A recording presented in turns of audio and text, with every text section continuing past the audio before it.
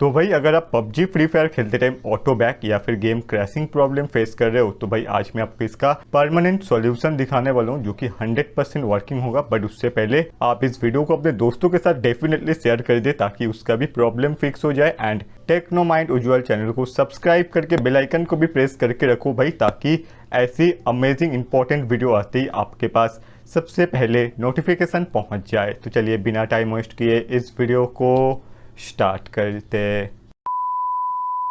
तो सबसे पहले देखो यार, हम लोग ना एक गलती करके रखते हैं अपने फ़ोन के अंदर, मैक्सिमम लोग। इसी वजह से आपको ऑटो बैक या फिर गेम क्रैशिंग प्रॉब्लम फेस करना पड़ता है। और वो चीज़ है स्टोरेज। हम लोग क्या करते हैं, एकदम ठूस ठूस के स्टोरेज के अंदर चीज़ें रखते हैं और स्टोरेज को एकदम रेड या फिर फुल बना कर रखते हैं।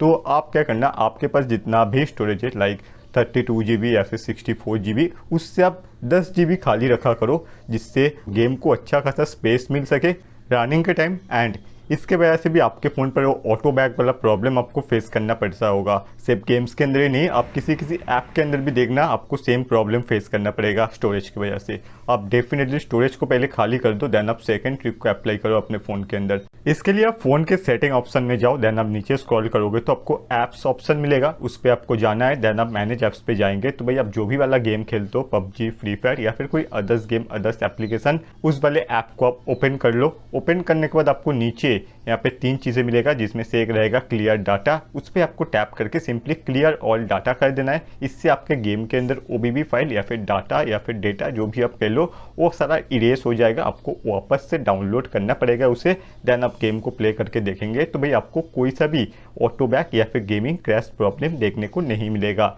ये 100% वर्किंग ट्रिक है। इसके बाद भी अगर आपको गेम खेलते टाइम कोई सा भी लैग वगैरह फेस करना पड़ता है तो भाई ये दो वीडियो आप कंप्लीटली वॉच करो। इसके अंदर मैंने बहुत सारे ऐसे टिप्स एंड ट्रिक्स दे रखा है जिसके यूज करके आप अपने फ़ोन के अंदर, अपने लो एंड डिवाइस के अंदर लैग प्रॉब्लम को परमानेंटली सॉल्व कर सकते हो। तो चलिए आज के लिए बस इतना ही।